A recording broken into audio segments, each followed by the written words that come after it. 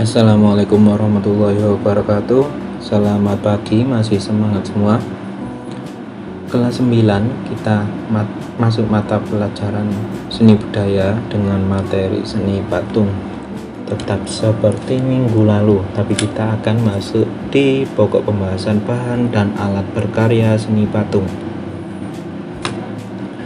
Bahan untuk membuat seni patung dapat dibedakan antara lain. Yang pertama adalah bahan untuk berkarya seni patung. Yang pertama adalah bahan lunak. Terus yang bahan kedua adalah berjenis bahan sedang. Dan bahan selanjutnya yaitu bahan keras. Yang terakhir adalah bahan cor.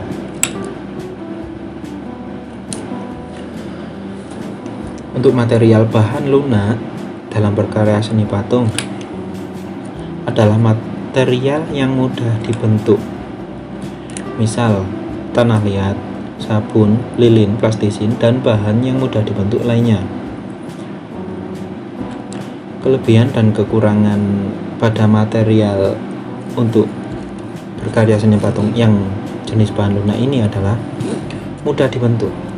Kelebihannya mudah dibentuk, tapi ukuran yang kecil atau terbatas, sehingga ada keterbatasan dalam berkarya yang lebih besar.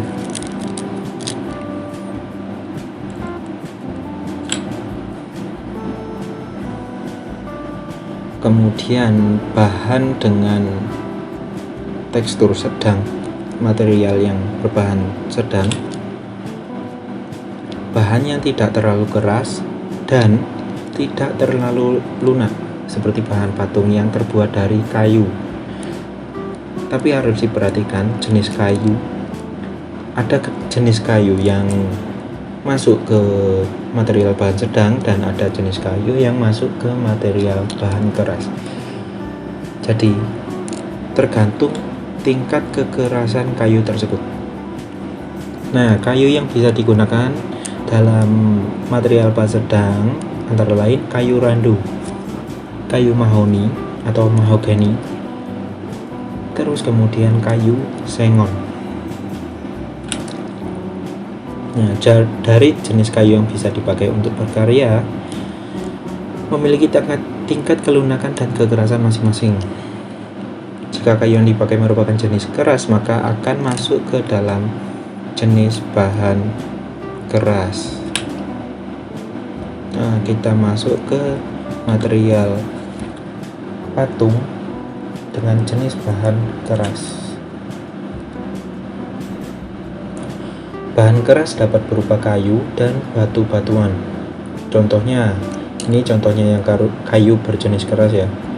Kalau tadi kan yang masuk ke kategori bahan sedang. Kalau ini kategori bahan keras adalah kayu jati.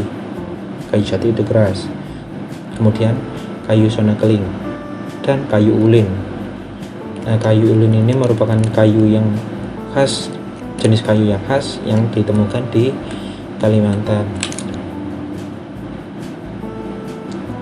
Nah, yang bahan keras yang dari material batu-batuan antara lain batu cadas yang biasa dipakai buat patung ya, batu cadas, terus kemudian batu granit, batu andesit, dan batu pualam atau marmer. Kemudian bahan cor atau cetak. Bahan cor ini nah, jika membuat patung maka akan menggunakan teknik cor untuk membuatnya. Kalau yang cetak menggunakan cetakan. Nah, untuk bahan yang digunakan adalah bahan dari semen. Nanti diaduk seperti adonan, kemudian dibentuk Bentuknya bisa dari menumpuk bahannya atau dicetak dalam cetakan. Nah, bahannya antara lain semen, pasir, gips, dan bahan logam. Nah, bahannya dari semen, pasir, gips, dan bahan logam berupa timah, kuningan, emas, tembaga. Untuk bahan logam ini awalnya pasti kan dilebur, jadi logamnya itu seperti berbentuk cair, nah panas, kemudian dicetak menggunakan cetakan. Nah, setelah kering, logam yang dilebur tadi akan mengeras. Nah, jadilah patung yang seperti diinginkan, serta beberapa bahan kimia seperti resin atau fiber. Resin atau fiber ini awalnya juga bentuknya cair, kemudian semakin lama akan keras.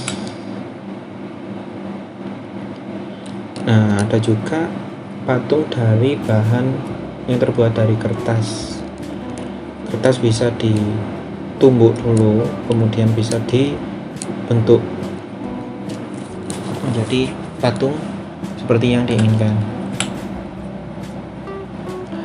Alat yang digunakan untuk membuat patung. Alat yang digunakan dalam membuat patung tergantung kepada bahan dan teknik yang digunakan. Seperti teknik busir, ini biasa digunakan untuk membentuk. Kalau di kayu ini fungsinya seperti pahat, tapi busir digunakan untuk bahan-bahan lunak seperti tanah liat. Tuh, meja putar digunakan untuk memutar. Biasanya ini untuk membentuk sebuah guci yang bentuknya simetris.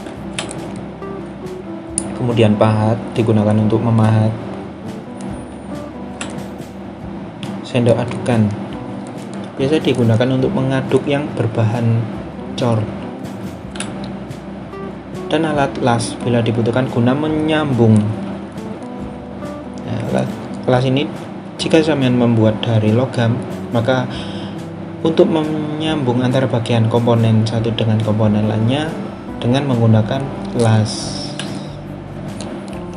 Nah, untuk pertemuan pada minggu ini saya kira cukup di sini.